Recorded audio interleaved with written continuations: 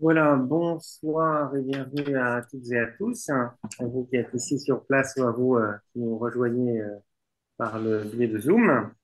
Donc, bienvenue pour cette nouvelle rencontre autour de la première épître de Pierre. Alors, il n'a pas échappé à certains que lors des lectures dominicales, on a entendu quand il n'y a pas eu d'erreur dans les lectures, Y a pas de on a dû souci. entendre un extrait de la première épître de Pierre. Voilà. Sinon, bah, les autres ont pas eu de chance. Ils ont entendu le récit de la Genèse, mais bon, c'était eu un petit raté. Voilà, donc, bah, voilà, Bonsoir. bonsoir Bonsoir. à tous. Donc, après notre première rencontre qui était un petit peu introductive, on a pu bah, un peu contextualiser cette première épître de Pierre. On a posé la question de l'authenticité, de qui en était l'auteur. Voilà. On est arrivé à la conclusion que c'était assez peu vraisemblablement Pierre lui-même, mais plutôt des gens qui se réclamaient de son proche entourage, mais donc la lettre c'est un peu plus tardive. On a vu aussi que les destinataires, c'était certainement des communautés chrétiennes qui se trouvaient en Asie mineure et qui vivaient une situation un peu d'exil, avec cette idée qui revient beaucoup dans l'épître de gens de passage, enfin, qui vivent une certaine précarité, comme un certain exil. Donc, on avait vu un petit peu ce contexte. Et puis, on avait commencé à lire les premiers versets du chapitre 1, les 12 premiers versets, et alors le langage pouvait parfois un peu nous surprendre, mais il était frappant de voir combien l'auteur de l'épître jouait beaucoup sur le contraste entre la situation concrète que vivaient ces communautés chrétiennes, une situation voilà pas glorieuse, un petit peu mis de côté, regardée de haut, et qui finalement ben, l'auteur de l'épître leur révèle leur dignité, la dignité à laquelle la dignité qui est la leur, et puis à, ce à quoi ils sont appelés. Voilà. Il y a vraiment un souci de mettre en avant la place de cette toute petite communauté, de ces petites communautés fragiles, dans un projet qui est un projet presque cosmologique de Dieu. Voilà. De toute éternité, il avait envisagé tout ça. Hein. Euh, voilà, on était dans le contexte de cette révélation-là. Sur ce salut ont porté les recherches et les investigations des prophètes qui ont prophétisé au sujet de la grâce qui vous était destinée, à vous, voilà, qui vous était destinée. Ils recherchaient en quel temps et à quelles circonstances se rapportaient les indications données par l'Esprit du Christ qui était présent en eux, quand il attestait par avance les souffrances réservées au Christ et la gloire qui les suivrait. Il leur fut révélé que ce n'était pas pour eux-mêmes, mais pour vous, là encore, cette idée que le message adressé aux prophètes, c'est pas pour les prophètes, c'était pour vous, petite communauté fragile. Euh, pour vous qui transmettez ce message, que maintenant les prédicateurs de l'Évangile vous ont communiqué sous l'action de l'Esprit Saint, envoyé du ciel, et dans lequel les anges désirent plonger leur regard. C'est-à-dire que même les anges envient ces petites communautés à qui a été révélée cette bonne nouvelle de l'Évangile. Voilà, donc on en était un peu dans ce contexte d'une assez communautarisée, voilà, de votre dignité, du statut tout à fait particulier qui est le vôtre. Hein. Imaginez ça, on peut contextualiser assez facilement des gens qui sont dans une espèce de peut-être pas très bonne opinion d'eux-mêmes. Et là, quelqu'un qui se réclame de l'apôtre, enfin, qui se prétend être l'apôtre, ben, leur dit, non, vous n'êtes pas n'importe qui. Alors, l'apôtre va continuer à développer ça, cet encouragement. Il va le faire à travers une première exhortation qui va donc nous occuper aujourd'hui, donc depuis le verset 13 du chapitre 1 jusqu'au verset 10 du chapitre 2. Alors on va prendre, comme on a l'habitude de le lire, sachant que dans le dossier que vous avez sur la première page, c'est un zoom, donc c'est seulement sur les 10 premiers versets du chapitre 2. On va prendre l'ensemble, qui est tout à fait la première partie aussi très très riche. Et puis, de toute façon, les repères qui sont proposés dans la fiche sont aussi, donnent aussi quelques éclairages sur la première partie de cette première exhortation. Voilà. Donc, verset 13. C'est pourquoi, l'esprit éveillé pour les discernements nécessaires, mettez toute votre espérance dans la grâce qui doit vous être accordée lors de la révélation de Jésus-Christ. Comme des enfants obéissants, ne vous conformez pas aux convoitises d'autrefois, du temps de votre ignorance. Mais de même que celui qui vous a appelé est saint, vous aussi devenez saints dans toute votre conduite, parce qu'il est écrit, soyez saints, car je suis saint. Et si vous invoquez comme Père celui qui, sans impartialité, juge chacun selon son œuvre, conduisez-vous avec crainte durant le temps de votre séjour sur la terre, sachant que ce n'est point par des choses périssables, argent ou or, que vous avez été rachetés de la vaine manière de vivre héritée de vos pères, mais par le sang précieux, comme d'un agneau sans défaut et sans tache, celui du Christ prédestiné avant la fondation du monde, et manifesté à la fin des temps à cause de vous. Par lui, vous croyez en Dieu qui l'a ressuscité des morts et lui a donné la gloire, de telle sorte que votre foi et votre espérance reposent sur Dieu. Vous avez purifié vos âmes en obéissant à la vérité pour pratiquer un amour fraternel sans hypocrisie. Aimez-vous les uns les autres d'un cœur pur, avec constance, vous qui avez été engendrés à nouveau par une semence non pas corruptible, mais incorruptible, par la parole de Dieu vivante et permanente. Car toute chair est comme l'herbe, et toute sa gloire comme la fleur de l'herbe. L'herbe sèche et sa fleur tombe, mais la parole du Seigneur demeure éternellement. Or, cette parole, c'est l'évangile qui vous a été annoncé.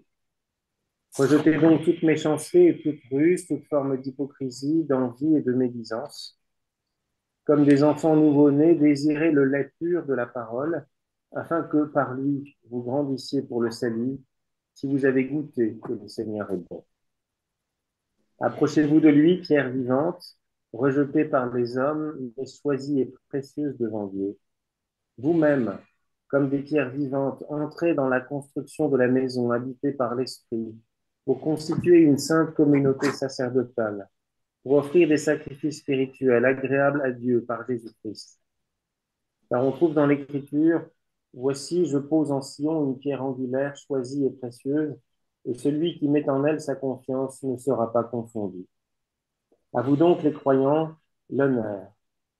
Pour les incrédules, la pierre qu'ont rejetée les bâtisseurs est devenue la pierre de l'angle et aussi une pierre d'achoppement, un roc qui fait tomber.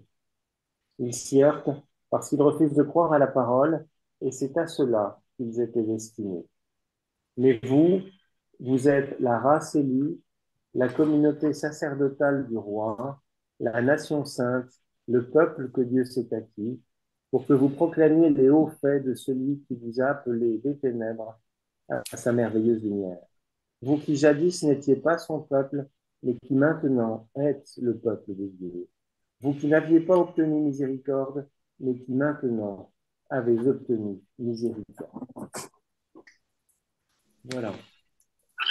Donc, une exhortation assez lyrique, avec quelques envolées assez lyriques, et puis toute une série aussi de références qu'on va essayer de préciser au fur et à mesure.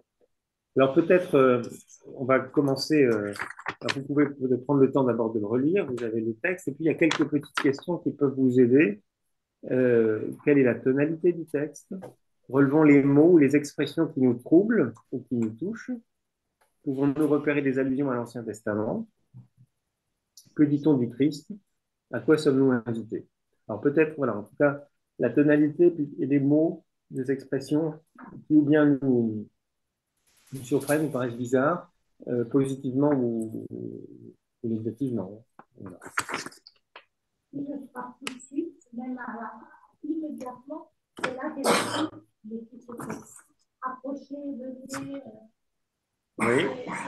C'est ça que moi qui m'a gêné quand pendant les vacances.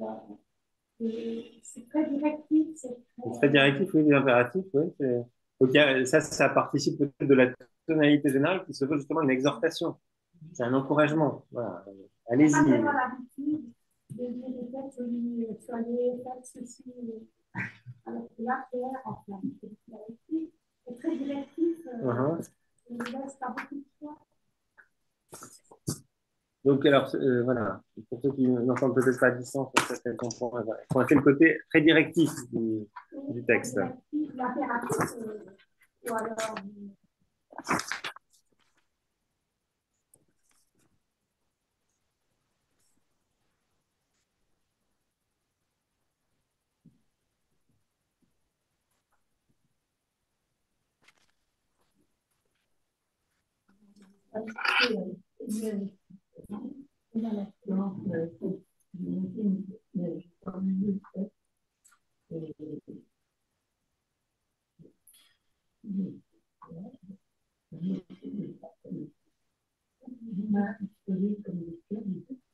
et on fait dans la construction, agiter par l'esprit, de construire une communauté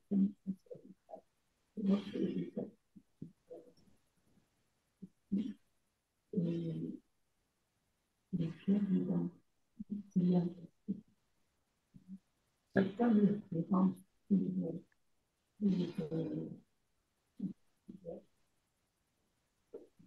le différent au début et l'espérance, lui et nous tous. Il n'est plus une espèce de rêve et quelque chose que nous attendons et ce qui nous réalise. Je vous coupe juste pour. J'essaie de restituer un petit peu ce que vous avez dit pour que à distance ils entendent également. Donc, Suzy était assez touchée par la récurrence de la formule pierre vivante et la désignation finalement des baptisés, des chrétiens, comme pierre vivante qui participent à cette construction. Ouais. Ouais, il y a quelque chose de dynamique là-dedans. Quelque chose qui fait bouger. Les impératifs, là, pour moi, c'est quelque chose de dynamique. C'est du mouvement. Alors, à contrario, quelqu'un pointe le fait que ces impératifs donnent une dynamique, quelque chose d'encourageant, plutôt dynamisant. Parce que l'impératif, c'est à quel point on est amené, appelé à changer. Oui. Donc, c'est vraiment une conversion, c'est vraiment un retournement de soi-même. Voilà, donc, on laisse notre vie d'avant pour commencer une nouvelle. Oui, quelqu'un est frappé par qu'il y a une invitation à changer de vie, à laisser derrière soi la vie d'avant pour s'engager dans une vie nouvelle et dans une espérance. Voilà.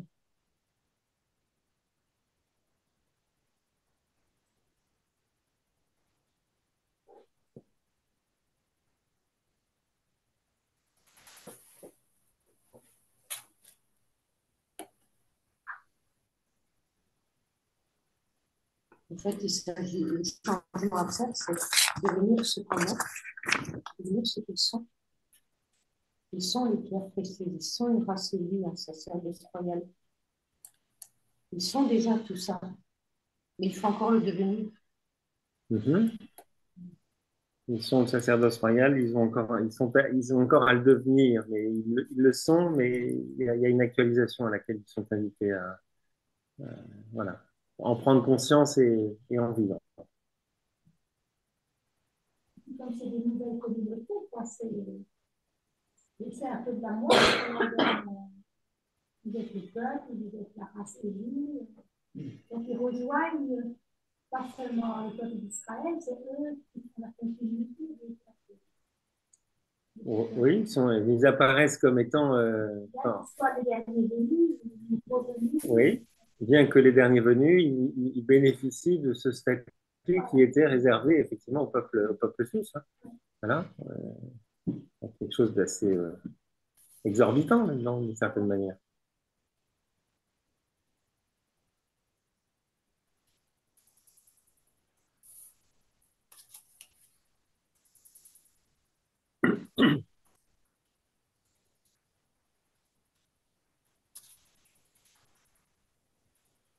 Ce qui m'a frappé aussi, c'est l'image des terres vivantes.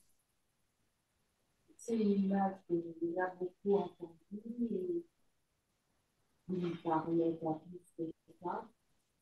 Et là, ce soir, ça me frappe beaucoup de comment de faire vivant.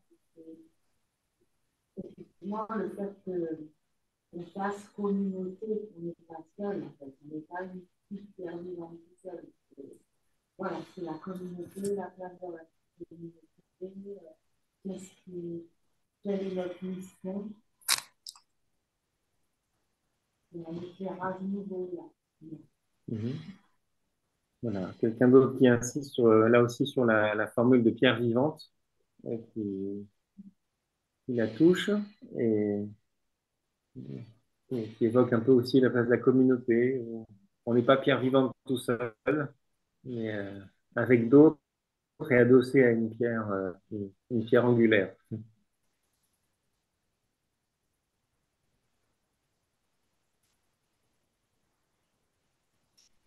Je trouve, c'est Dominique là, qu'il y a des Oui. liens qui sont faits entre l'Ancien Testament et le Nouveau Testament pour inciter les personnes à, voilà, à quitter, on en parlait tout à l'heure, de quitter quelque chose qui était pas bon pour quelque chose de... Mais en même temps, pour relier ce qui était connu, qui était la tradition, et rappeler que le Christ est au centre. Hein, Mhm. il y a plusieurs ailes, notamment là, au verset 24, là, voilà, il y a ce psaume, et or, cette parole, c'est l'évangile qui vous a été annoncé. Voilà, ce lien qui est. Voilà, Oui, Isaïe, oui. il est fait un peu avant, parce que bon, bah, il rappelle, voilà, il avait été racheté par le sang précieux. Hein. Voilà, bah, c'est pas par l'argent ou l'or. Voilà, ça fait référence aussi à Isaïe, où on parle de choses de ce genre-là. Et là, bah non, c'est par le sang du Christ. Hein. Voilà, je trouve qu'il y a des parallèles comme ça qui ont été faits entre. Mhm.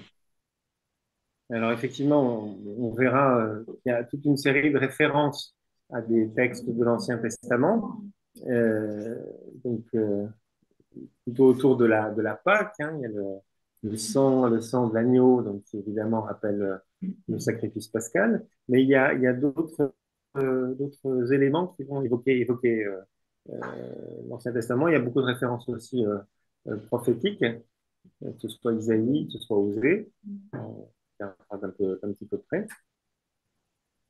Les citations du Lévitique aussi, du livre de l'Exode.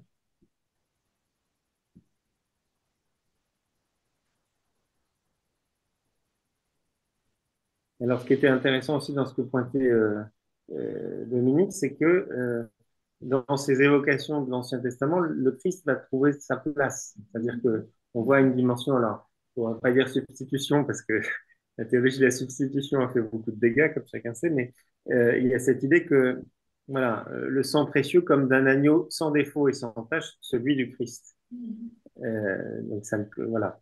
On s'inscrit dans une continuité par rapport à l'expérience de la libération de l'esclavage en Égypte, mais voilà, c'est un autre sang auquel il est fait référence. Et en même temps, on est dans la continuité avec la première alliance.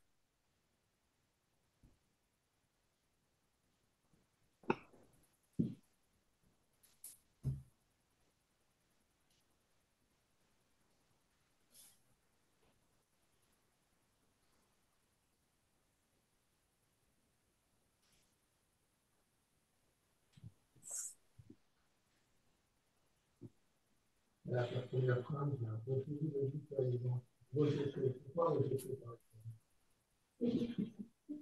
alors, voilà, il y a évidemment rejeté. Donc, ça, c'est une référence d'abord à, à Isaïe.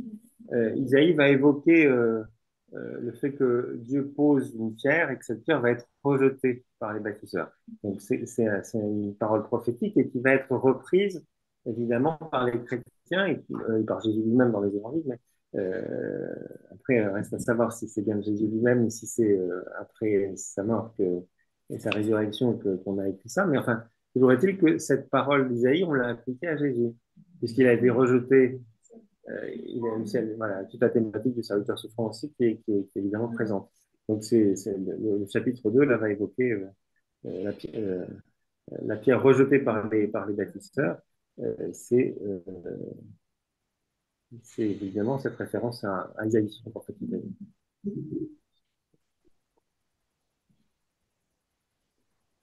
etc., on retrouve le baptême parce que dans tout le texte. Oui, alors on avait un peu pointé déjà des choses sur la dignité de baptisé hein, dans le chapitre 1, mais effectivement, on pourrait aussi, en filigrane, même si le terme baptême n'apparaît pas, hein, il n'est pas exprimé comme tel, mais il y a beaucoup de choses qui sont dites de la dignité de ceux qui, par le baptême, ont été agrégés à ce peuple.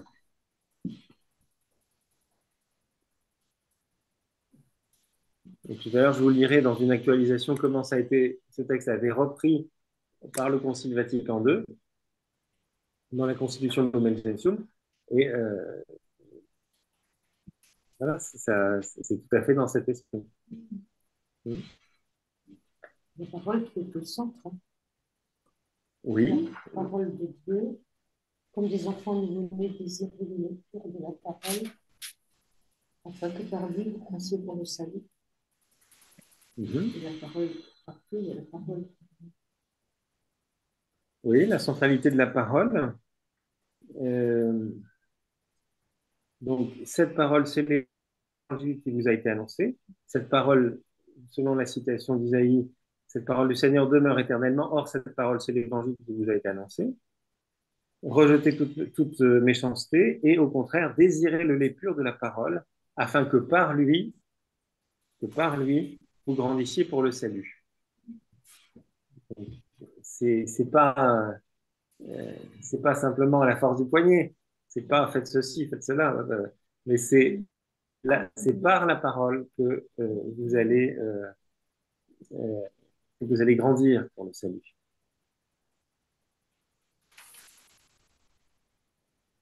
Et puis il y a cette thématique aussi qui revient à la fin de verset 8.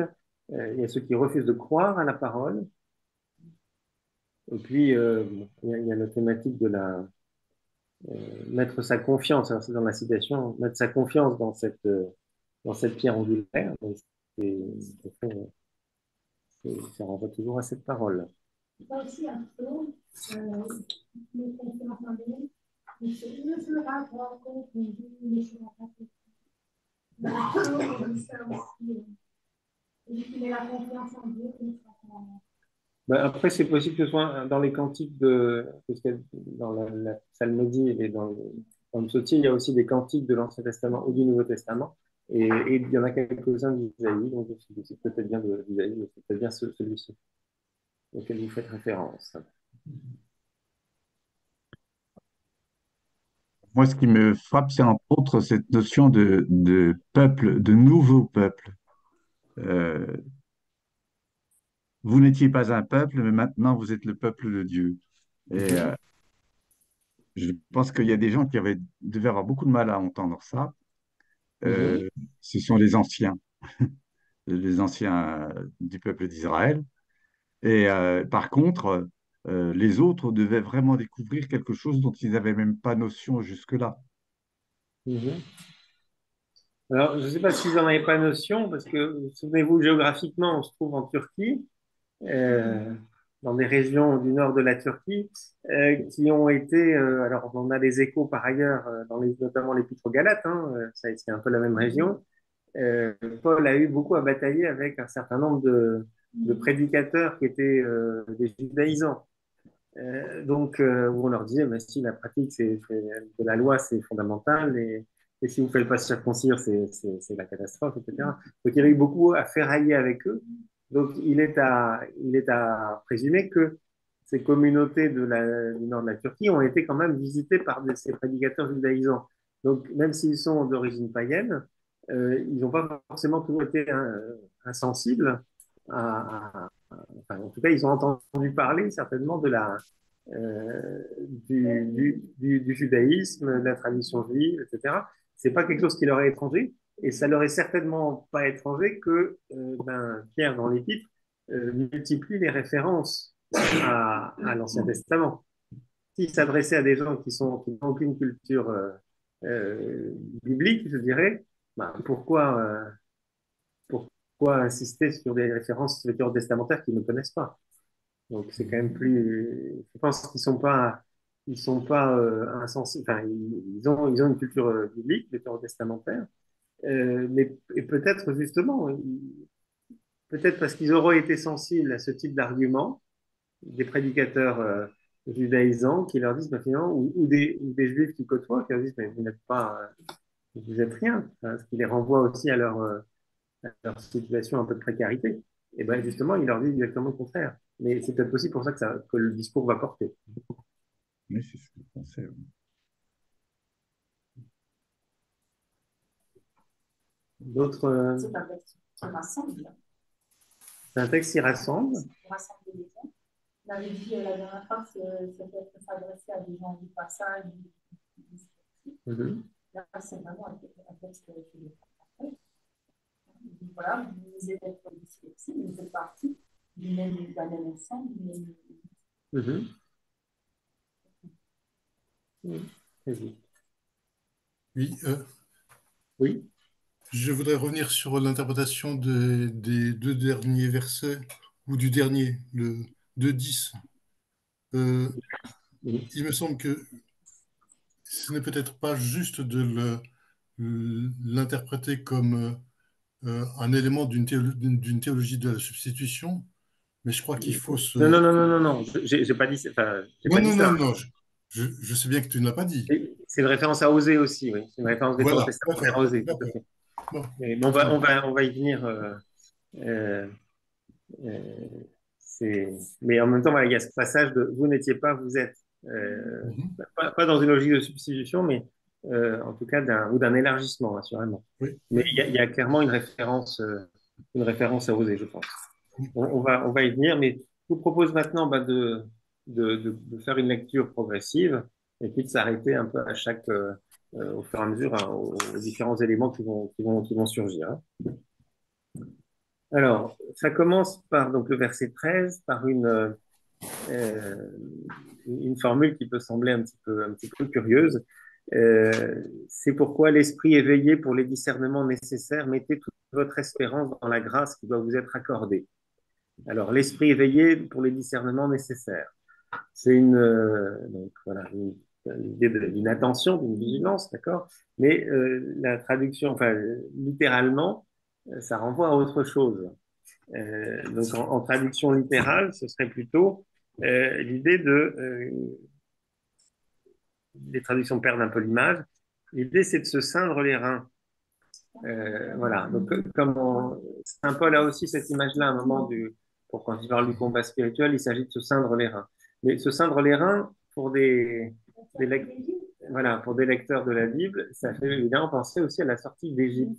Et on est dans un contexte qui est finalement celui de l'Exode, hein. Euh, voilà. La nuit de cette délivrance où Israël a mangé à la hâte, prêt au départ, les reins sains, la marche dégagée. Il faut pas être empêché d'avancer vite. Donc, alors c'est intéressant parce qu'on est face à des communautés qui sont des communautés en exil, des communautés exilées, et leur situation est placée sous le signe de l'exode, et donc du chemin de la marche qu'elles sont invitées à ces communautés à, à débuter pour s'agréger en un peuple pour Dieu. Donc voilà, l'enjeu, ça va être de rester vigilant, de se mobiliser, un peu à la manière du peuple qui ne doit pas traîner, qui ne doit pas s'attarder à rester en Égypte, mais qui doit partir, qui doit tout abandonner pour aller vers cette terre promise. Donc, il y a aussi une forme de parallèle avec l'expérience déjà. Enfin, si on entend ça, alors on l'entend pas dans nos traductions modernes, mais quand on est dans quelque chose de plus littéral, tiens, ça peut faire écho à cette démarche-là. Bon. Donc, et l'évocation qui va suivre. Donc, comme des enfants obéissants, ne vous conformez pas aux convoitises d'autrefois, du temps de votre ignorance. Alors, évidemment, le terme obéissant, on est allergique au possible. C'est insupportable. Les enfants obéissants, c'est un paternalisme insupportable. Alors, je vous rappelle qu'en grec, obéir, c'est hypakuo. Donc, akuo, c'est écouter. Et donc, c'est sous écouter. Enfin, donc, c'est l'idée d'une écoute peut-être d'autant plus attentive. en Donc, dessous. nous, on a une compréhension de l'obéissance qui est quand même un petit peu restrictive. C'est l'obéissance, si on te dit de faire ça, tu fais ça, tu ne discutes pas. Dans le sens grec du terme, hypakouo, se mettre sous la parole, littéralement, c'est donc l'écouter de manière particulièrement attentive et vigilante. Euh, alors, ça me fait penser dans la tradition des Melkites. Quand j'étais étudiant au Canada, j'allais le dimanche régulièrement à une messe Melkite, en rite byzantin, mais des catholiques de rite byzantin. Et avant la proclamation de l'évangile, il y avait toujours, c'était dit en français, soyons, alors c'était chanté, soyons attentifs, quelque chose comme ça. Donc c'était cette idée, soyons attentifs. Voilà, obéir, faut peut-être d'abord l'entendre comme ça, euh, pour pas plaquer ou projeter sur ce texte des choses qui seraient pas justes. Ne vous conformez pas aux convoitises d'autrefois. Voilà, les concombres, les petits oignons d'Égypte. On est effectivement dans ce contexte de l'Exode, du temps de votre ignorance. Alors évidemment, ça fait référence aussi euh, à l'espèce de traversée de la mer Rouge que ces communautés chrétiennes ont été amenées à faire. Elles viennent du paganisme et elles ont accueilli la révélation de Jésus-Christ, l'évangile. Donc, il ne s'agit pas de revenir il ne s'agit pas de revenir à ça. Donc, soyez vigilants à ne pas retourner en arrière. Mais de même que celui qui vous a appelé est saint, vous aussi devenez saints dans toute votre conduite, parce qu'il est écrit, soyez saints, car je suis saint. Alors ça, bon, on a ce même texte, enfin, cette référence, on la trouve aussi dans l'Évangile, vous savez, Jésus l'utilise, mais c'est une citation qui vient pas d'abord de l'Évangile, c'est pas une citation d'abord de l'Évangile, c'est une citation de la Bible et même singulièrement de l'Exode. De l'Exode, donc c'est que je retrouve la référence. 19. 19, 3, sinon, je crois. Exode 19, oui, c'est ça. C'est ça. Alors, 3, 6. Exode 3, 6. Oui. 19, 36. Voilà, merci. 3 à 6. 3 à 6, on y arrive.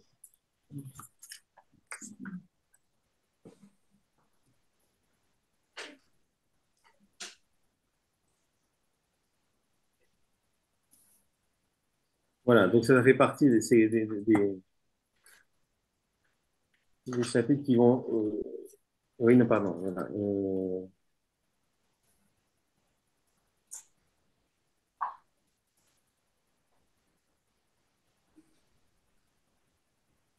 Voilà, non, c'est pas cette référence-là.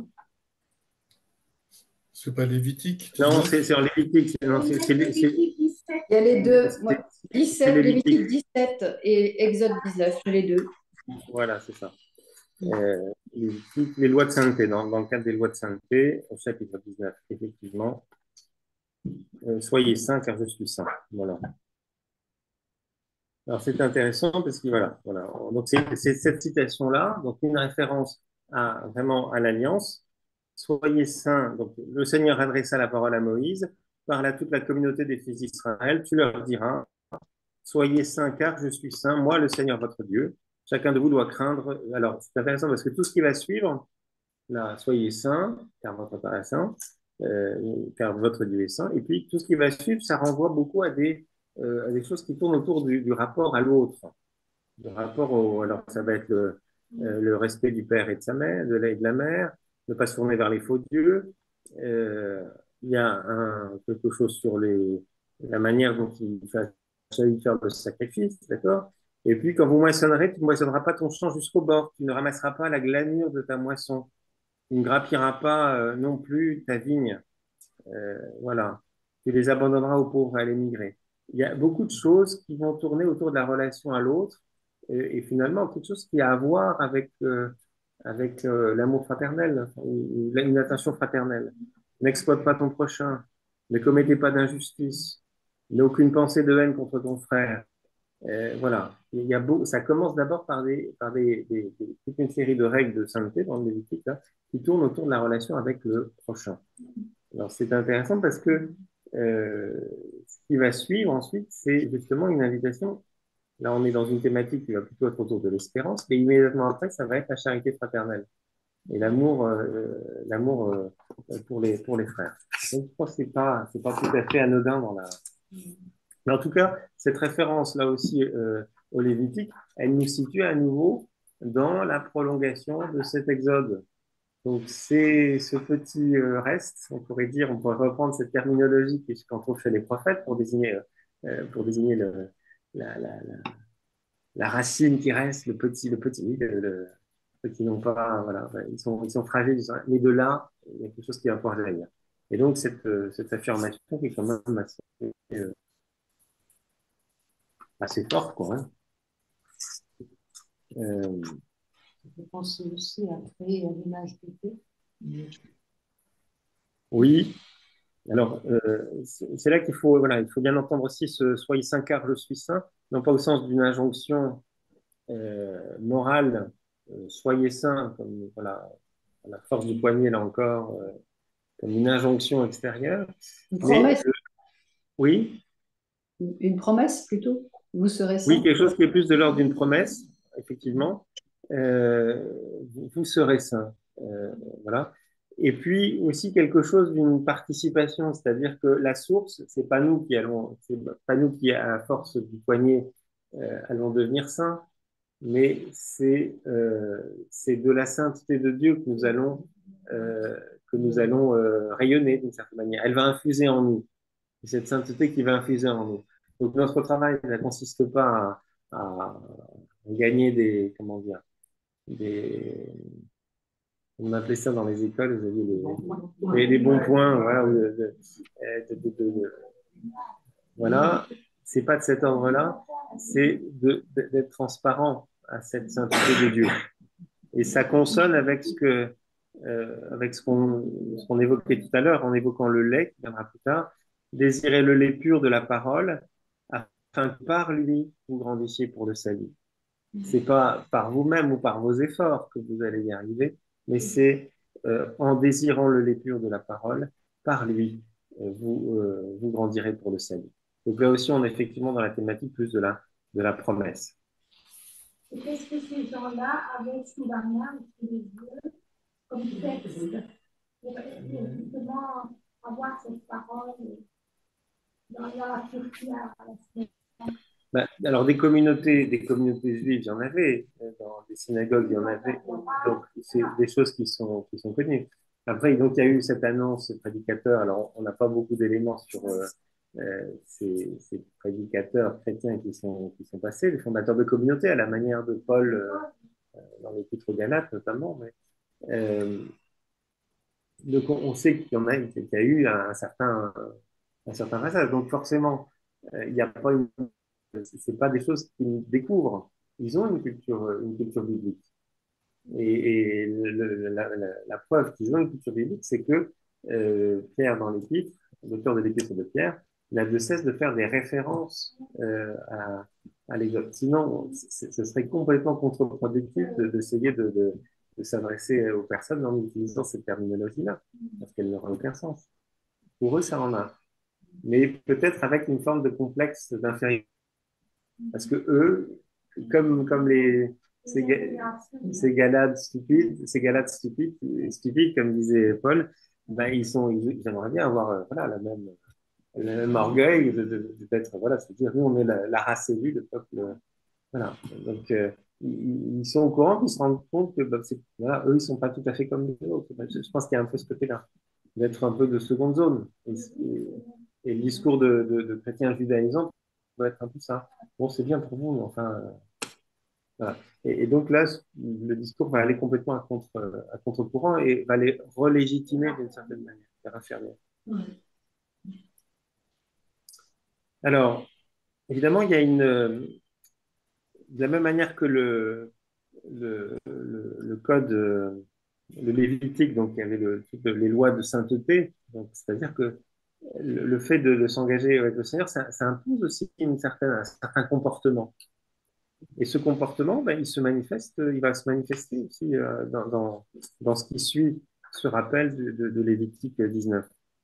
Et si vous invoquez comme Père celui qui, sans partialité, juge chacun selon son œuvre, alors ça, dans les notes, c'est aussi intéressant par rapport à la partialité, on trouve ça voilà, dans l'Épître aux Romains, cette idée que Dieu ne fait pas de différence entre les hommes. Il y a une impartialité de Dieu. Là aussi, je pense que ça prend sens pour des gens qui ont peut-être un peu trop entendu qu'ils n'étaient pas tout à fait comme, aussi bien que les autres. Voilà. Vous invoquez comme Père. Donc là aussi, le fait d'invoquer comme Père, c'est pas quelque chose qui. Enfin, c'est quand même une des marques de fabrique de la prédication de Jésus lui-même. Dans la prière, quand vous priez, dites Notre Père.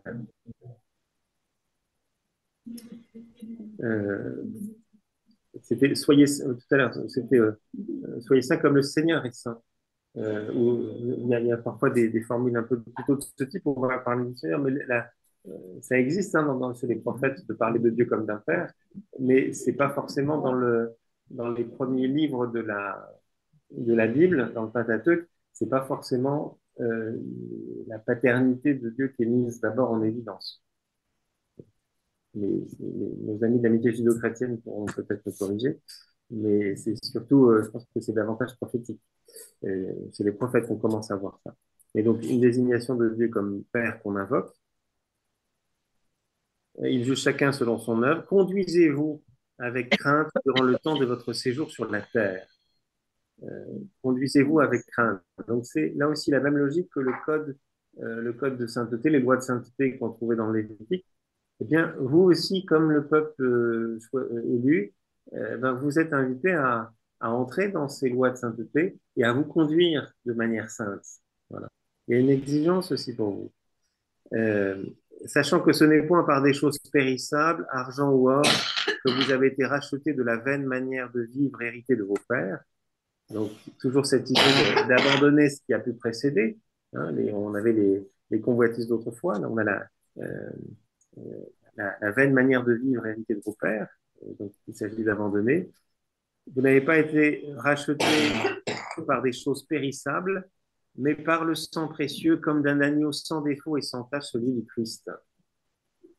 Donc là, évidemment, le sang précieux, l'agneau sans défaut et sans tache, on trouve la théologie qui est dans les livres aux Hébreux, par exemple, mais c'est évidemment en référence à la Pâque, à la sortie d'Égypte. Et puis cette thématique, au verset 20, d'une prédestination. Le Christ nous prédestiné avant la fondation du monde et manifesté à la fin des temps à cause de vous. Donc on retrouve la thématique qu'on avait qu'on a vu la fois précédente, avec cette idée que ce petit troupeau, ces petites personnes fragiles au fin fond de la Turquie, eh bien, pour elles, pour vous, euh, ce mystère-là s'est manifesté pour vous. Et il était prédestiné. C'est-à-dire qu'il y avait une intentionnalité, un dessein de Dieu pour vous. C'est pour vous que tout ça a été fait. Et là, c'est pas rien, quoi. Voilà, alors, quelle est la conséquence? C'est 21. Par lui, vous croyez en Dieu qu'il a ressuscité des morts et lui a donné la gloire, de telle sorte que votre foi et votre espérance reposent sur Dieu. Votre foi et votre espérance reposent sur Dieu. Deux thématiques, foi et espérance, qui sont très présentes, et puis il y a la charité qui ne va pas tarder, vous allez voir.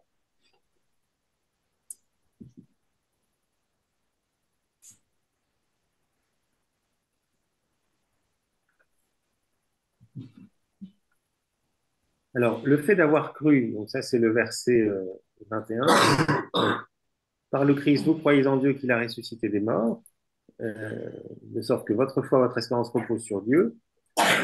Quelle est la conséquence? C'est que, voilà, vous avez purifié vos âmes en obéissant à la vérité pour pratiquer un amour fraternel sans hypocrisie. Voilà. De cette foi, de cette confiance et de cette espérance en Christ, eh bien, découle une conséquence qui est un amour fraternel sans hypocrisie. On a la charité qui prend la suite. Et donc, cette invitation à aimer. Aimez-vous les uns les autres d'un cœur pur, avec constance, vous qui avez été engendrés à nouveau par une semence non pas corruptible, mais incorruptible, par la parole de Dieu vivante et permanente. La parole encore qui est très présente, une parole de Dieu vivante et permanente qui vous a engendré à la fois et qui vous a engendré donc à cet amour.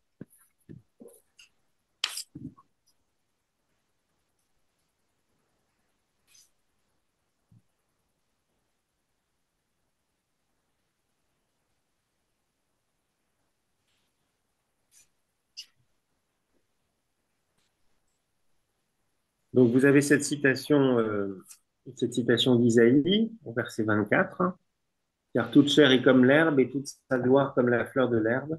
L'herbe sèche et sa fleur tombe, mais la parole du Seigneur demeure éternellement.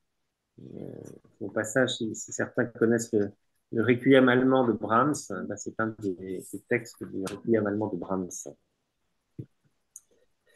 Euh, Elle porte sur la parole et d'une certaine manière, elle vient éclairer ce qui était précédé juste avant, hein, cette parole de Dieu vivante et permanente, illustrée par cette citation d'Isaïe. La parole vive de Dieu ne tombe ni avec les saisons comme une fleur, ni avec la mort comme toute chair. Elle demeure à jamais. Passant par vous, l'heureuse nouvelle, l'Évangile, vous est confié le temps de votre séjour sur la terre.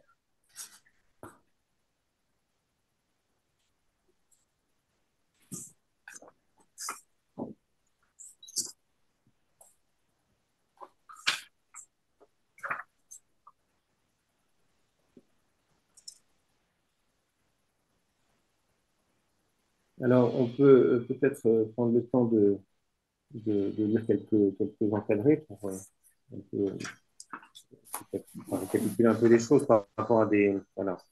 Donc, il y a toute une série de termes donc, on a commencé un peu à. Alors, peut-être à la page 3, 2, voilà, 2, 3, en d'autres termes, donc vous avez un peu tous ces termes qu'on a déjà pu évoquer euh, au verset, euh, au verset 25.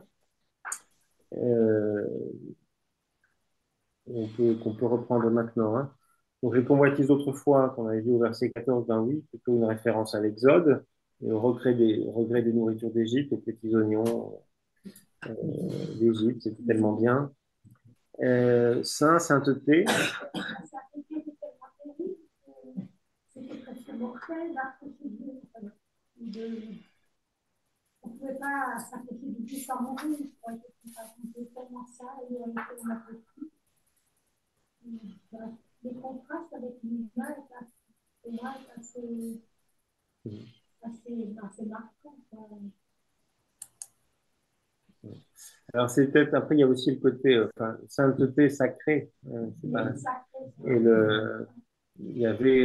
le sacré, il y a une forme de mise à l'écart. Donc, ça, c'est aussi le passage du saint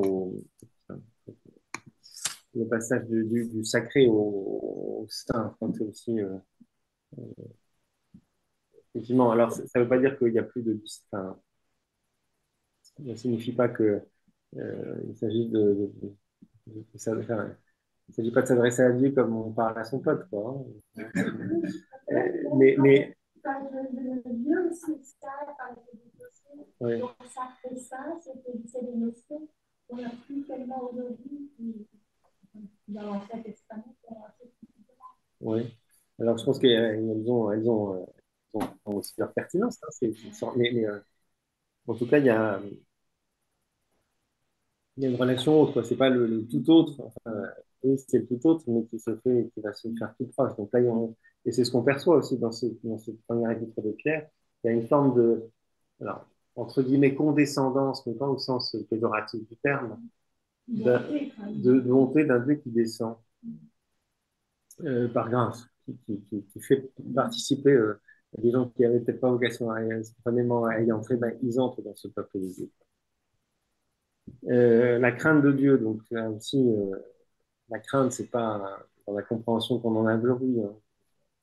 La peur, c'est une forme de révérence et de respect. Voilà. Servir avec crainte, ben voilà, répondre à l'appel de Dieu avec un sens aigu de la responsabilité. La thématique du rachat, donc c'était, ben, voilà. Il s'agit de la rançon pour le rachat d'un captif. Au sens chrétien, c'est la libération par Dieu de la captivité du péché de la mort. Bon, okay. Le sang précieux, ben, évidemment, c'est une formulation qui peut. Le sang précieux, ça fait un peu. Le précieux sang, enfin, on entend ça aussi parfois dans un certain milieu. Euh, non, ben, ça fait évidemment référence au sang du Christ, mais c'est d'abord un renvoi au sang, voilà, de sa sortie d'Égypte, évidemment. La notion des faux, ben, là aussi, pareil, c'est la sortie d'Égypte, Exode 12, 25. Qui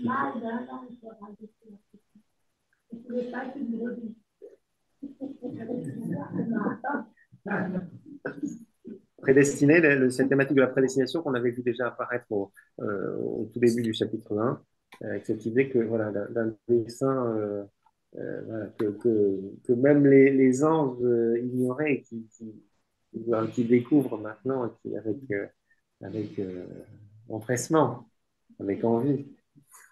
Donc, voilà, même les anges vous envient. C'est un peu ça. Euh, la révélation de Jésus-Christ a grandi par les premiers chrétiens, évidemment. Alors, voilà, l'autre encadré toujours sur cette page, qui évoque plutôt donc cette première partie hein, de cette exhortation, un style de vie qui oriente vers la mission. Après l'adresse et la bénédiction initiale, sur laquelle on s'était arrêté la fois passée, la lettre prend le ton de l'exhortation. Elle engage aussitôt à ce que l'on pourrait appeler un parcours éthique fondé sur la révélation de Dieu en Jésus-Christ. Il s'agit d'un style de vie issu de l'Évangile qui s'appuie sur la parole vivante et permanente de Dieu, le Christ ressuscité. Une parole dont l'impact gouverne toute l'existence chrétienne.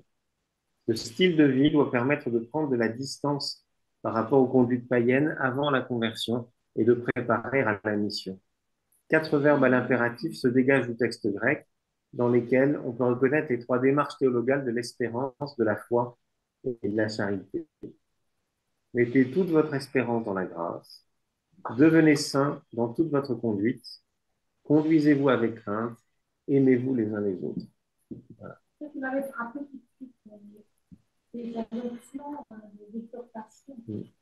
Mais de ce point de vue-là, c'est aussi un peu construit comme les lois de sainteté dans le livre de Lévitique. Soyez saints. Et puis, concrètement, comment ça s'exprime. Donc, vous êtes dans une forme de parallélisme.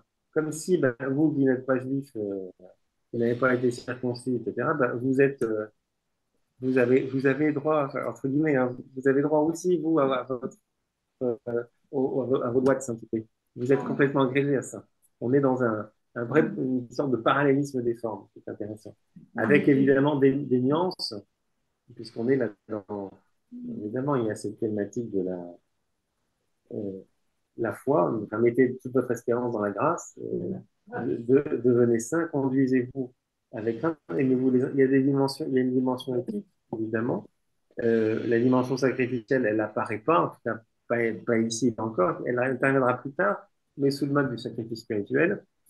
Donc il y a des différences, mais il y a aussi ce parallélisme qui me paraît être intéressant.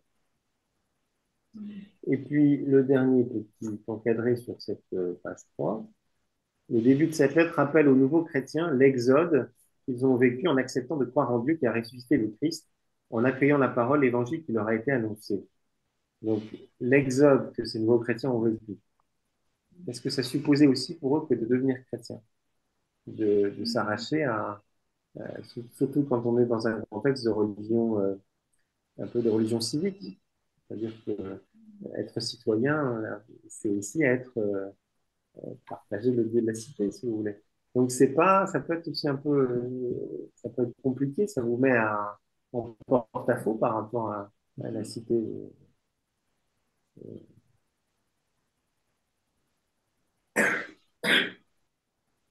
C'est un passage de l'ignorance à la connaissance savoureuse du Seigneur et à l'espérance de sa révélation définitive.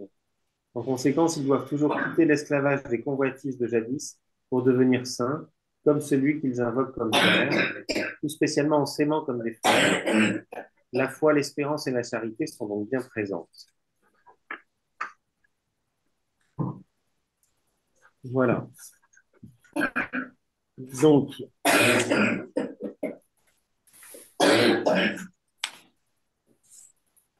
on continue. Donc, on était avec la situation d'Isaïe.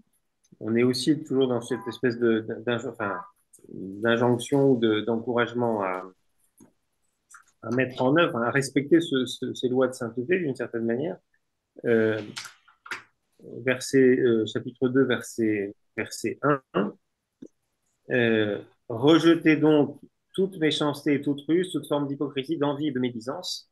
Oui, il y a le fait d'accueillir cette parole, eh bien, doit se traduire concrètement par un certain nombre de comportements qui sont des comportements éthiques, tout comme le fait d'entrer dans l'alliance avec Dieu, de, entre guillemets, de fréquenter un lieu saint, eh bien, nous oblige.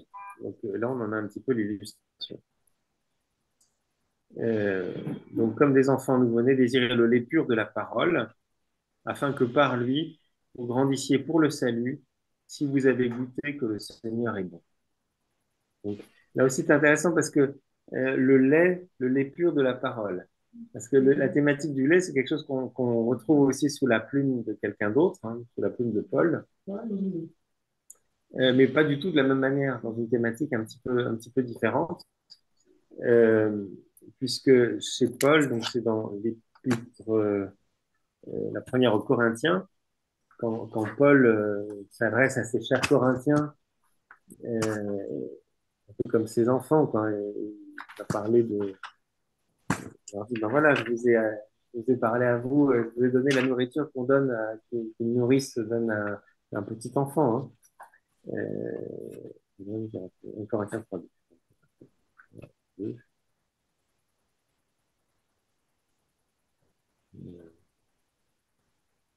Deuxième, pardon.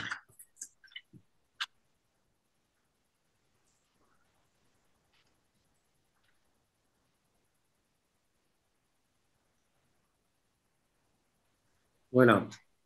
C'est du lait que je vous ai fait boire, non de la nourriture solide. Vous ne l'auriez pas supporté, mais vous ne la supporteriez pas davantage aujourd'hui car vous êtes hors charnel. Voilà. Vous voyez, c'est bon. Je vous ai donné ce que vous pouviez avaler à l'époque. Là, ça fait plus penser au pays où le lait et le miel.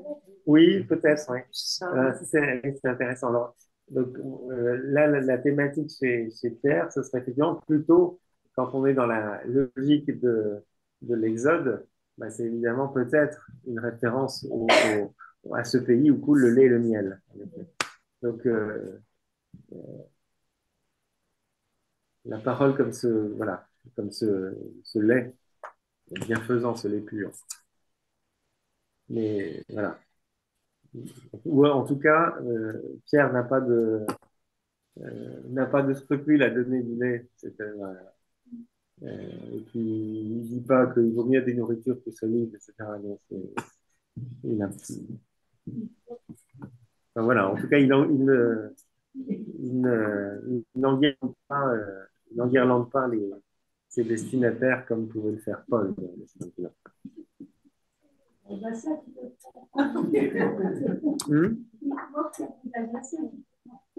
Ikmokt. Ah. On n'entend pas.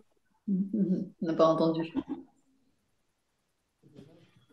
Alors, donc, on peut maintenant peut-être avancer sur la deuxième partie, donc à partir de ce verset 4, où là, il y a une dimension, et voilà, c'est plus la thématique de la communauté chrétienne qui va émerger, et de la condition de cette communauté. Approchez-vous de lui, pierre vivante, rejetée par les hommes, mais choisie et précieuse devant Dieu. Vous-même, comme des pierres vivantes, entrez dans la construction de la maison habitée par l'Esprit pour constituer une sainte communauté sacerdotale, pour offrir des sacrifices spirituels agréables à Dieu par Jésus-Christ. Car on trouve dans l'Écriture, voici, je pose en Sion une pierre angulaire, choisie et précieuse, et celui qui met en elle sa confiance ne sera pas confondu. À vous donc, les croyants, l'honneur, mais pour les incrédules, la pierre qu'ont rejetée les bâtisseurs est devenue la pierre de l'angle et aussi une pierre d'achoppement, un roc qui fait tomber. Ils s'y heurtent parce qu'ils refusent de croire à la parole, et c'est à cela qu'ils étaient destinés. Mais vous, vous êtes la race élue, la communauté sacerdotale du roi, la nation sainte, le peuple que Dieu s'est acquis, pour que vous proclamiez les hauts faits de celui qui vous a appelé des ténèbres à sa merveilleuse lumière. Vous qui jadis n'étiez pas son peuple, mais qui maintenant êtes le peuple de Dieu, vous qui n'aviez pas obtenu miséricorde, mais qui maintenant avez obtenu miséricorde. Alors, donc il y a évidemment, ce qui est central, c'est cette thématique de la pierre vivante.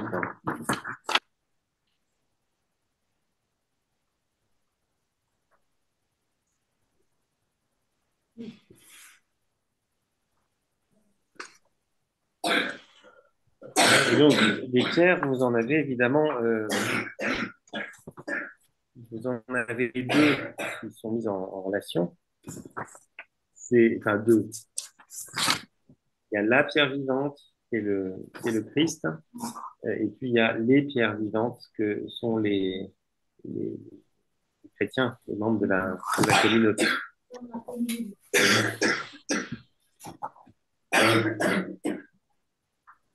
Alors là aussi, les références, la thématique de la pierre, elle n'est pas étrangère, hein, c'est une tradition biblique aussi. On la retrouve sous la plume du prophète Isaïe. Donc, Isaïe, chapitre 28. Isaïe 43. Isaïe 43. Et Osée 2. Oui, c'est la suite.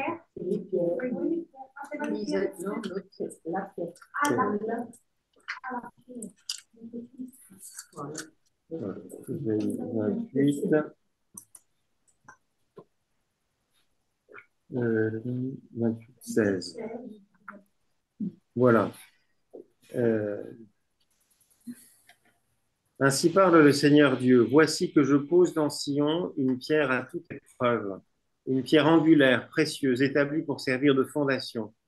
Celui qui s'y appuie ne sera pas pris de court.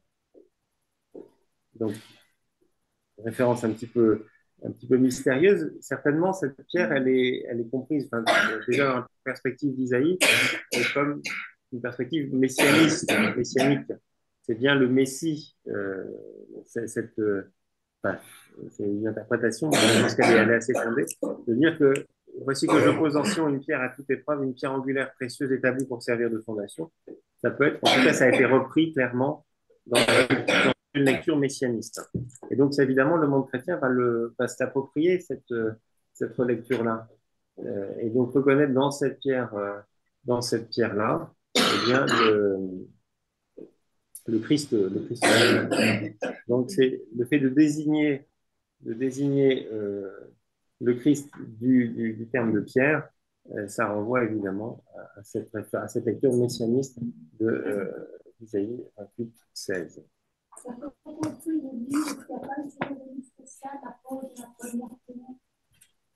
Oui, c'est possible, mais on en croit c'est plus je n'ai jamais été témoin d'une construction d'église. Mais...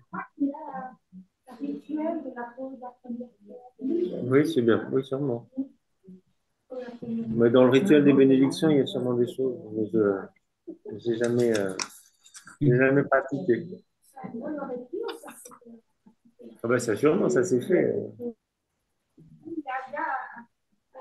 Il y a une référence à ça. Donc, alors, donc,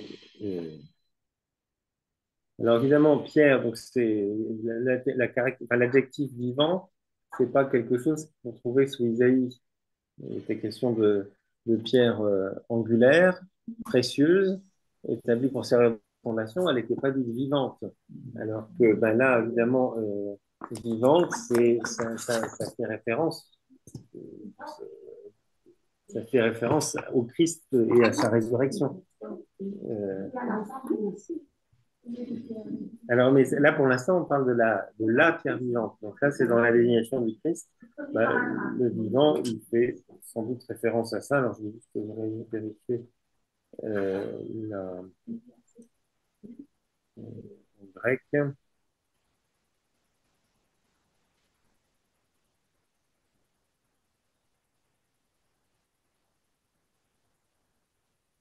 Liton Tsonta. Donc, c'est Zoé, oui, c'est vraiment invité par une vitalité. C'est un principe vivant. Donc, probablement donc, une référence à la résurrection du Christ. Et c'est pas, elle n'est pas morte, c'est une pierre qui vit. Il y a quelqu'un qui a un de connexion. Voilà.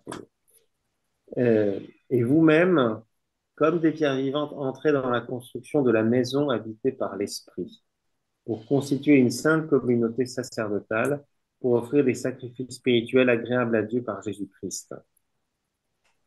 Donc là, il y a cette idée d'une maison, d'un temple, évidemment, c'est une maison spirituelle. Euh, alors là, c'est intéressant d'aller regarder sur la page 4 les petits encadrés qui viennent un petit peu nous éclairer là-dessus. Maison spirituelle, qu'est-ce que ça peut vouloir dire? Maison spirituelle, nous sommes appelés à nous édifier, c'est-à-dire à bâtir ensemble une maison. Mais cette maison est une maison spirituelle, elle n'a pas de matérialité et pourtant elle existe bel et bien. L'Église du Christ est le rassemblement de tous ceux qui croient en lui, quelle que soit leur appartenance à telle ou telle dénomination.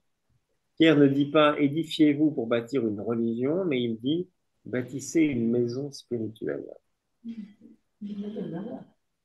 Quelle est cette maison spirituelle? Les Juifs avaient à Jérusalem un temple dans lequel ils venaient adorer. Ils avaient des sacrificateurs dans le temple qui étaient les membres de la tribu de Lévi. Et ils offraient les sacrifices selon ce que Dieu leur avait dit dans la loi. Pierre nous dit maintenant que Jésus est en train d'édifier un nouveau temple. Ce n'est pas un temple fait de pierre et de bois, mais qui est constitué par tous ceux qui croient. Dans ce temple, il est celui qui donne la vie à tous les membres. Les sacrificateurs de ce nouveau temple sont tous ceux qui croient et qui ont été mis à part par Dieu. Mais ces sacrificateurs sont aussi les victimes spirituelles, car ce sont nos vies toutes entières que nous offrons à Dieu lorsque nous le reconnaissons comme Seigneur et comme Maître. De ce temple, nous sommes donc tout à la fois les pierres, les sacrificateurs et les offrandes. Alors au passage, je ne sais plus dans quelle prière eucharistique on trouve ça, c'est peut-être bien dans la une que je prends rarement, mais quand il est question du Christ, il est à la fois l'autel, le prêtre et la victime. Ça vous dit quelque chose, ça? Voilà. Eh ben, vous retrouvez cette thématique-là. Hein. C'est aussi, ça c'est les questions c'est bon, hein, mais c'est pas étrangère. En tout cas, vous avez cette idée que tous participent de cette maison spirituelle et, et de ce temple. Alors, le temple, le mot temple n'y est pas, mais cette maison, la maison habitée par l'esprit, ça renvoie bien de la même manière que dans le temple, la Shekinah, la présence divine était là, résidait, habitée par la Shekinah. Eh bien, cette maison qui s'édifie, ce temple qui s'édifie, il est habité ici par l'esprit. Hein. Pour constituer une sainte communauté sacerdotale. Voilà. Donc, les prêtres qui précisément accomplissaient le sacrifice. Alors, on reviendra sur cette question-là un petit peu plus loin, puisqu'il y a le terme de communauté sacerdotale revient un petit peu plus loin. Mais ce qui est intéressant, c'est que la qualification de sacerdotal, elle s'applique à l'ensemble. C'est le peuple, enfin, c'est le peuple tout entier qui est sacerdotal. C'est cette communauté de pierres vivantes, qui est revêtue de la dignité du sacerdoce, d'une certaine façon, euh, pour offrir des sacrifices spirituels. Donc, c'est aussi là on passe de sacrifices très concrets qui pouvaient être célébrés dans le temple à des sacrifices spirituels. Vous avez donc la référence donc à Isaïe 28:16 que j'ai évoqué tout à l'heure. Vous voyez que Pierre est toujours très systématique. Il annonce la couleur, puis après il donne les références, les justifications bibliques. Il fonctionne toujours comme ça. Et donc là, c'est encore le cas. Et donc, il donne cette référence. À vous donc, les alors si vous regardez euh, la note de la Tob, le mot grec traduit par honneur appartient à la même racine que l'adjectif rendu par précieux au verset 4 et 6. Donc, euh, la pierre précieuse, verset 6, au 4, précieuse, au verset 4, choisie précieuse devant Dieu. Donc, il y a aussi une association qui n'est pas inintéressante. L'honneur, vous êtes vous aussi précieux. Et puis, c'est la reprise un peu littérale d'Isaïe. L'honneur et la dignité. Euh, alors que, ben, justement, il pouvait légitimer, enfin voilà, il ne se sentait pas forcément très digne. Euh, regarde, je vérifie le verbe, le terme en grec. Ouais, timé.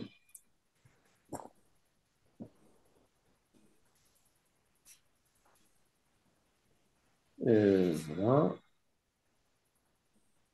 À vous donc les croyants, l'honneur. Mais pour les incrédules, la pierre qu'ont rejeté les bâtisseurs est devenue la pierre de l'angle et aussi une pierre d'achoppement, un roc qui fait tomber. Voilà, référence 8.4. Et donc, il y a cette idée finalement derrière que ben, il s'agit de choisir, de faire un choix. On ne peut pas rester dans un entre-deux. Il y a ceux qui croient et qui reçoivent, qui deviennent précieux, qui reçoivent l'honneur. Et puis, il y a les incrédules, ceux qui ne veulent pas croire, qui refusent de croire à la parole, ben, ils se heurtent à cette pierre, ils trébuchent sur cette pierre. Euh, C'est à cela qu'ils étaient destinés. Alors, une note très intéressante, ils n'étaient pas destinés à heurter, enfin, à ne pas croire en la parole. Hein. Euh, donc, la note de la table le dit, ils ne sont pas destinés par Dieu à l'incrédulité, mais à la chute s'ils refusent à croire. Donc, ils sont destinés à chuter s'ils ne croient pas. C'est pas, on n'est pas dans une espèce de prédestination. Il y en a qui seraient, voilà, toute éternité, il est prévu que vous croirez, et les autres pas. Il ne faut pas faire dire à dire ce qu'elle ne veut pas dire.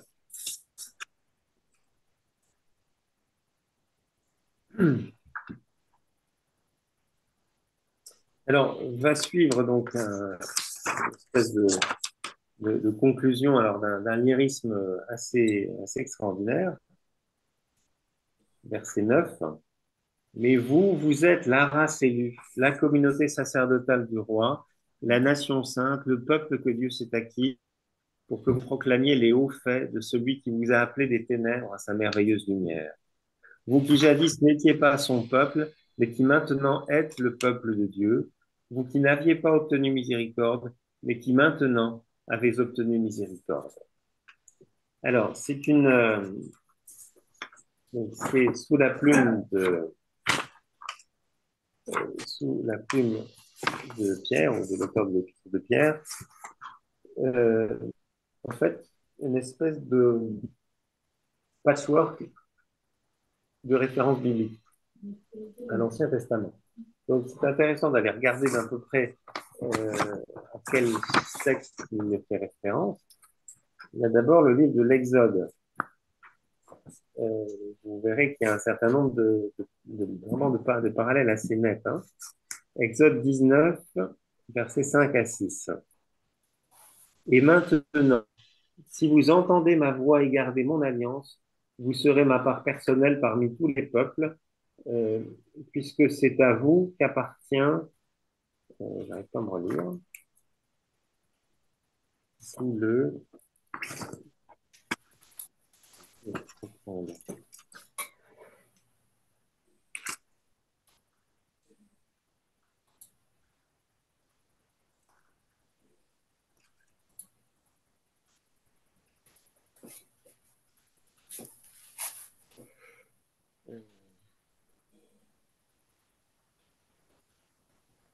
Voilà, et maintenant, si vous entendez ma voix et gardez mon alliance, vous serez ma part personnelle parmi tous les peuples, puisque c'est à moi qu'appartient toute la terre, et vous serez pour moi un royaume de prêtres et une nation sainte.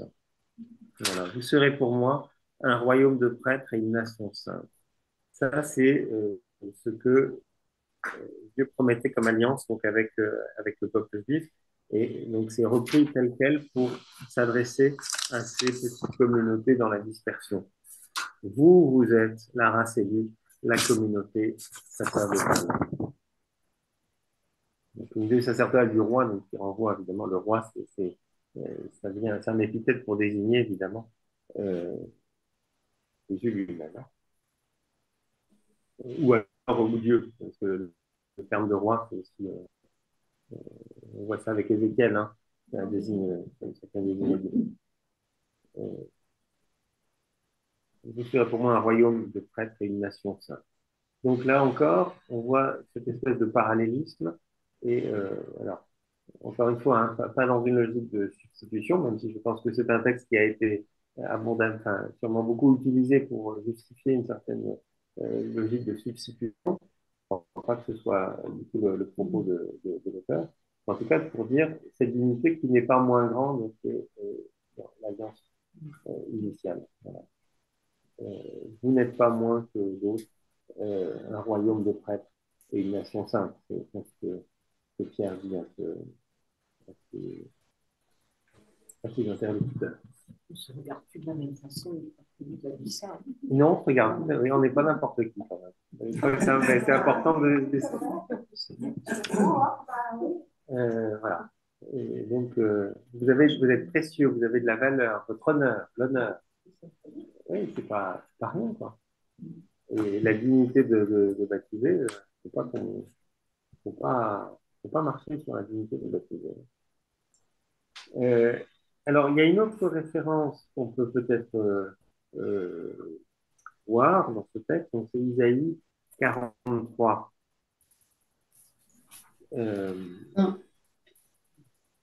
Isaïe 43, 20, 21.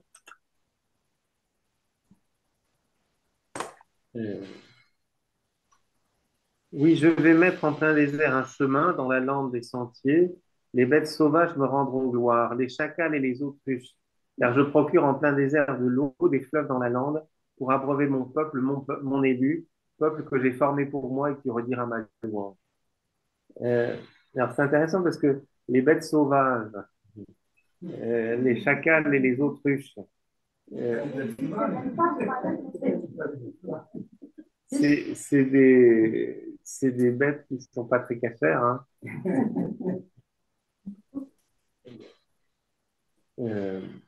Donc, pour abreuver mon peuple, mon élu, peuple que j'ai formé pour moi et qui redira ma louange.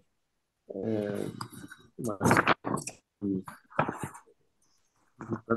Aussi, on peut aussi l'associer un peu à cette thématique. Et puis surtout, il me semble qu'il y a le prophète Osée.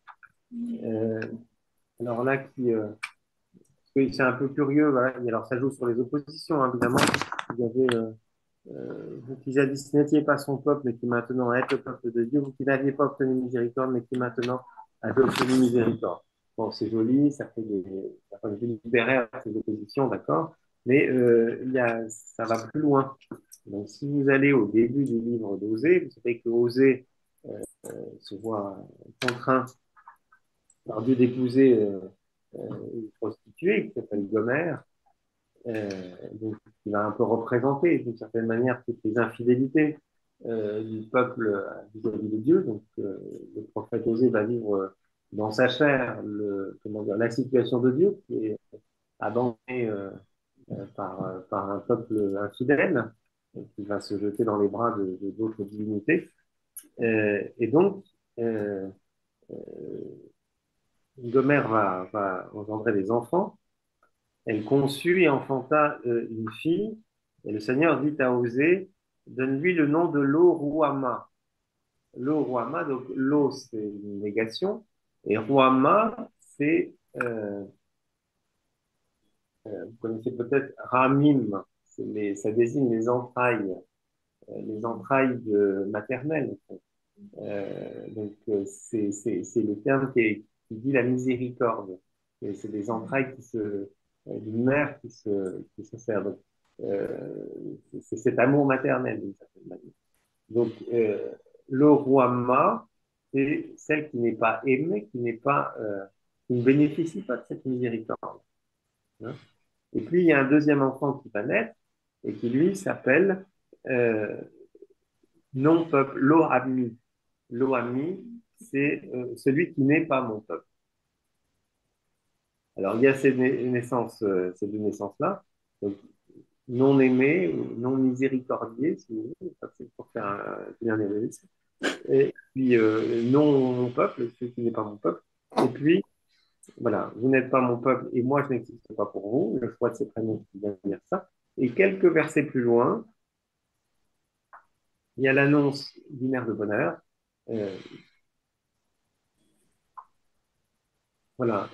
Grand sera le jour d'Israël. Dites à vos frères, amis mon peuple, et à vos sœurs, Ouama, bien-aimés. Donc, l'idée, voilà, vous qui n'étiez pas enfin, aimés, bien vous serez aimés. Vous qui n'étiez pas mon peuple, vous êtes maintenant mon peuple. Donc, il y a clairement une référence à ce passage. Et encore plus net, alors c'est vers la fin du chapitre 2, verset 25.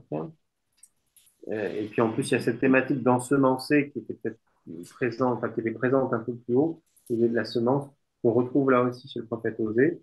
Je l'ensemencerai pour moi dans le pays, et j'aimerai l'Oruama, et je dirai à l'Oami, tu es mon peuple, et il lui dira mon Dieu. Voilà. Donc, ce passage de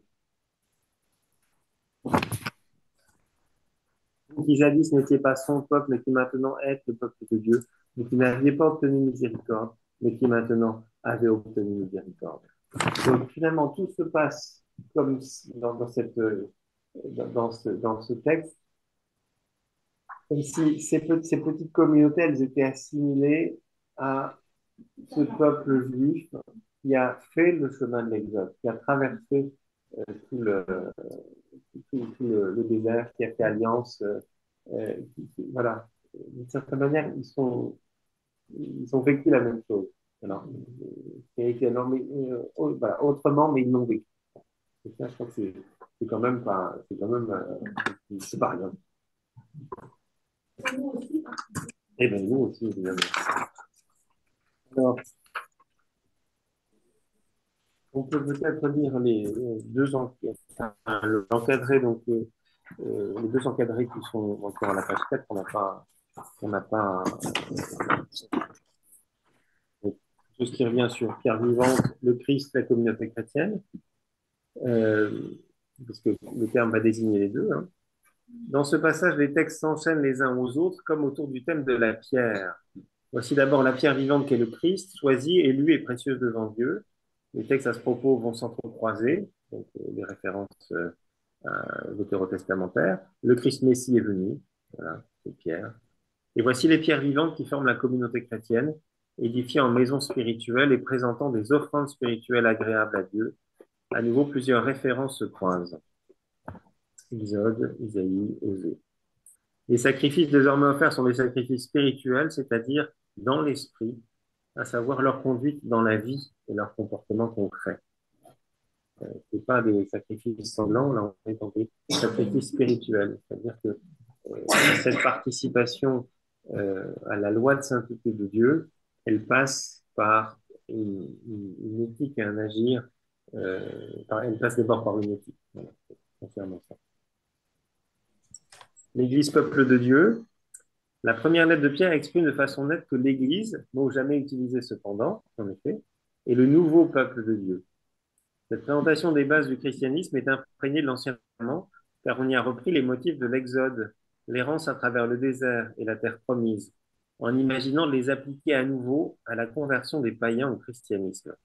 Si cette expérience du désert est parvenue à faire des tribus esclaves d'Égypte le peuple de Dieu, De la même façon, leur conversion au christianisme a transformé les gentils, les païens, qui jadis n'avaient rien d'un peuple, en peuple de Dieu. Vous voyez? Alors, on n'est pas dans une, enfin, c'est pas forcément, voilà. Encore une fois, on n'est pas dans une logique de substitution, mais c'est une manière de dire, euh, vous êtes équiparés, vous êtes vous aussi rendus participants à ce peuple. Alors, je vous disais que c'est quand même un texte important qui a beaucoup influencé. Hein. Il y a il y a une théologie. Vous savez, qu'en théologie catholique, on parle du sacerdoce commun des baptisés. Dans le monde protestant, on parle du sacerdoce universel. Qui vient rappeler que tous par le baptême, vous êtes prêtres, prophètes et rois. Hein, voilà.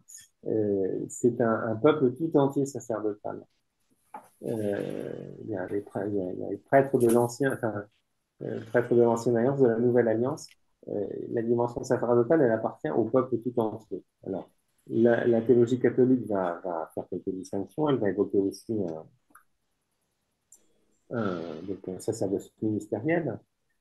Mais il y a une insistance qui est beaucoup redécouverte au XXe siècle, avant le Concile Vatican II, et ça a été entériné par le Concile Vatican II, cette idée d'un sacerdoce commun des baptisés, et qui prend évidemment appui, parmi les références scripturaires, sur cette première épître de Pierre. Vous voulez le chapitre 10 de Lumen Gentium, la lettre début, j'ai pas dit, numéro 10, pardon. Le Christ Seigneur, grand prêtre, pris d'entre les hommes, a fait du peuple nouveau un royaume des prêtres pour son Dieu et Père. Citation de l'Apocalypse. Les baptisés, en effet, par la régénération et l'onction du Saint-Esprit, sont consacrés pour être une demeure spirituelle et un sacerdoce saint, pour offrir par toutes les activités du chrétien autant de sacrifices spirituels et proclamer les merveilles de celui qui, des ténèbres, les a appelés à son admirable lumière. Citation de la première épître de Pierre. C'est pourquoi tous les disciples du Christ, persévérant dans la prière et la louange de Dieu, doivent s'offrir en victime vivante, sainte, agréable à Dieu, porter témoignage du Christ sur toute la surface de la terre et rendre raison sur toute requête de l'espérance qui est en eux d'une vie éternelle. Nouvelle référence à l'Épître de Pierre. Mais vous voyez, cette idée du sacerdoce commun, ben voilà, peut-être qu'on n'insiste pas assez dans la catéchèse baptismale, pour dire, mais attendez, baptisé, c'est pareil, enfin, vous, vous êtes chargé d'une mission, vous participez, vous participez à ce social. Tout ce que vous faites concrètement dans votre vie, ben, transformez-le en sacrifice spirituel. Voilà. Et là, je trouve que ça donne aussi une dignité, euh, quelque chose d'un petit peu, on va pas hiérarchique, mais voilà, il y a de l'honneur, ouais, on n'est pas de la roupie de Sansonnet. Voilà. Peut-être aussi en prenant l'étymologie du sacrifice, parce que sacrifice, souvent, c'est mieux que c'est une pénitence, etc. Alors que c'est rendre sacré, rendre sacré. C'est faire un sacrifice, c'est pas manger, c'est pas de la blague. Oui, c'est ça. Ouais. Le sacrifice, c'est pas quelque chose de. C'est pas de l'ordre de la privation, de quelque chose qu'on s'infligerait faire des sacrifices. C'est vrai que la compréhension qu'on en a elle est quand même très péjorative. Alors que là, dans ce sens-là, c'est que toute votre vie soit un sacrifice saint. Enfin, cette idée de s'offrir, de se donner dans cette fraternité, dans cette charité qui était évoquée, que tout dans votre vie participe de cette fonction sacerdotale. Voilà. Alors, pour éclairer ça, je trouve qu'il y a un très beau texte que vous allez découvrir à la page 5 du pape François, une catéchèse qu'il a faite en 2014, La philosophie des petits pas vers la sainteté, et qui entre tout à fait en résonance avec cette dignité de ce sacerdoce qui se manifeste dans le concret des existences, pas dans je ne sais trop quelle hiératique et pompeuse célébration. La sainteté ne s'obtient pas à la force du poignet, grâce à ses qualités ou ses capacités, et elle n'est pas non plus une prérogative réservée à quelques-uns. Elle est un don proposé à tous, sans exception, par le Seigneur Jésus qui rend le baptisé comme lui. La sainteté est le plus beau visage de l'Église, car elle consiste à se redécouvrir en communion avec Dieu dans la plénitude de sa vie et de son amour. Concrètement, la sainteté n'est pas fermer les yeux et montrer un visage d'image pieuse. C'est vivre avec amour dans les activités de chaque jour, chacun dans ses conditions et son état de vie. Tu es consacré, sois saint en vivant avec joie ton don et ton ministère. Tu es marié, sois saint en aimant et en prenant soin de ton mari ou de ta femme. Tu es célibataire, sois saint en accomplissant ton travail avec honnêteté et compétence et en offrant du temps au service des frères. Tout état de vie conduit à la sainteté. Là où tu travailles, tu peux devenir saint.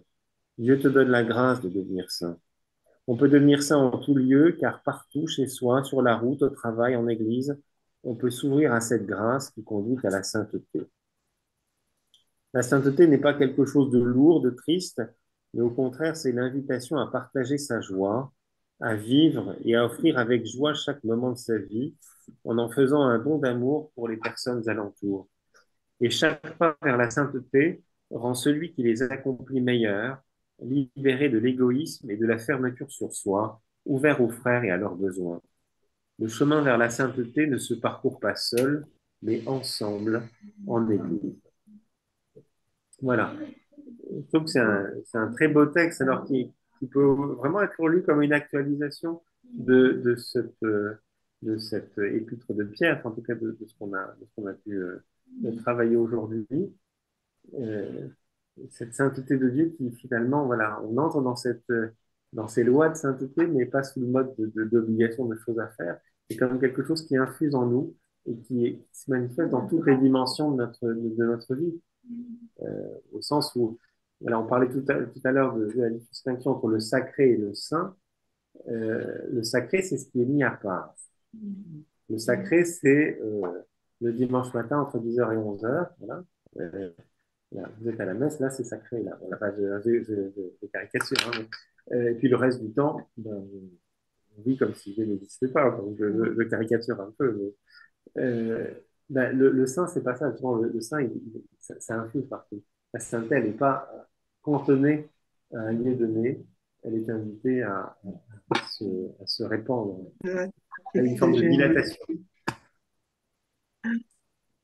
Voilà. Voilà ce que je voulais vous dire. Alors, vous pourrez, si vous souhaitez, prolonger. Il y a un peu toutes les références dans le Nouveau Testament, la thématique de la pierre. C'est là qu'on voit que c'est pas propre à Pierre que d'évoquer cette thématique empruntée à Isaïe, la pierre qu'ont rejetée les bâtisseurs, mais qu'on la retrouve sous d'autres plumes, Romains, dans les évangiles. Alors, Marc et Matthieu, c'est intéressant parce que, quand même, parce qu'il y a une certaine proximité entre, entre Marc, on sait que on présume il aurait eu des liens avec l'apôtre Pierre, parce qu'on s'en fait ce que disent les actes des apôtres. Euh, et puis, il y a des liens avec la ville de Rome aussi. Donc, c'est pas impossible que on voit là aussi des informations qui sont communes ou des lectures qui sont communes. Voilà, Pierre, Marc, Matthieu. C'est intéressant. Voilà. Et après, on peut pas, on peut pas exclure que, compte tenu du prénom que le Christ avait donné à Pierre, il ne pouvait pas ne pas valoriser un petit peu ce- cette terminologie-là. Voilà. Ça donne aussi des idées pour faire des choses avec les enfants. Et que ce n'est pas une seule fête à l'enfant.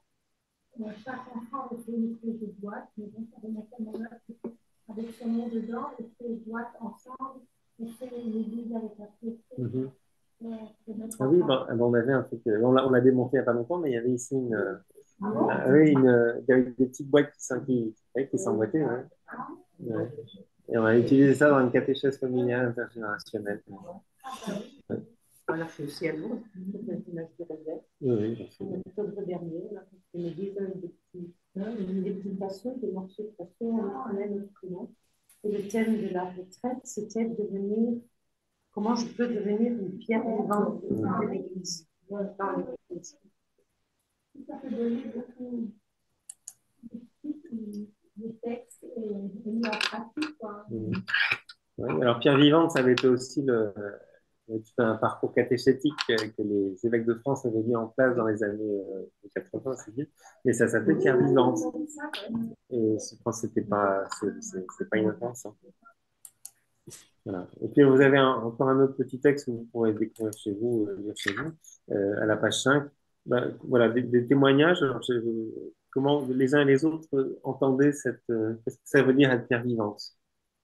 Et donc voilà, ça renvoie à des choses concrètes dans leurs existences, pas des choses, pas des choses. Pierre vivante, c'est devenir pierre précieuse. Je connaissais mon celui précieux, ça va dire. Mais voilà.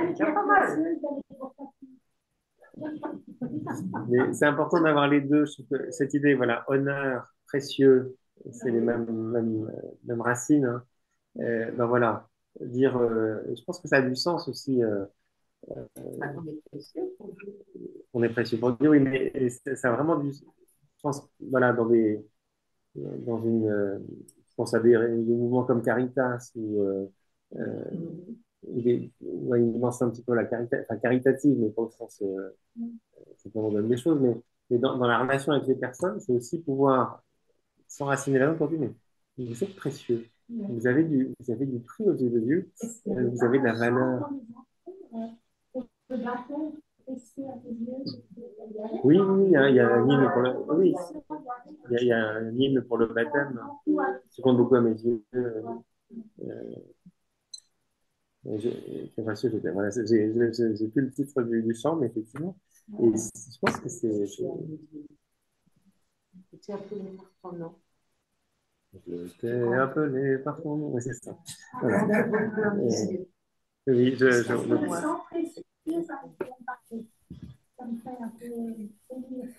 oui, alors, sang précieux, c'est-à-dire on entend ce terme à partir de le précieux sang. Donc, attention, il ne faut surtout pas qu'il y ait une goutte qui tombe à côté, parce que sinon c'est la catastrophe. Si vous allez partir en enfer, ça va être un peu ces termes-là. Mais voilà, le sang précieux, voilà, il y a cette référence vétérotestamentaire à l'agneau, ce sang qui nous permettait d'accéder au salut. Enfin, c'était le signe de l'alliance. Et ben, de la même manière, nous, on a été marqués par ce sang précieux, enfin, qui l'est d'autant plus d'une certaine manière. Donc, il ne faut pas entendre les choses avec. C'est-à-dire à partir de l'interprétation qu'on a. À partir de l'interprétation, comment dire, postérieure. Parce qu'évidemment, les mots sont piégés. Les mots sont piégés et on les lit à travers leur histoire d'interprétation. Il faut essayer. On voit ce qui arrive à ceux qui vont pas se soigner, ça m'arrive de partir des thérapies, des pratiques traditionnelles, etc. On sent une référence auditive, quoi. Oui. Aussi bien positive que bien positive. Voilà. Bien. Je vous propose de vous en arrêter là. Il est même déjà passé quelques minutes déjà. Merci à vous. Alors, je vois dans les messages que certains n'ont pas reçu le mail.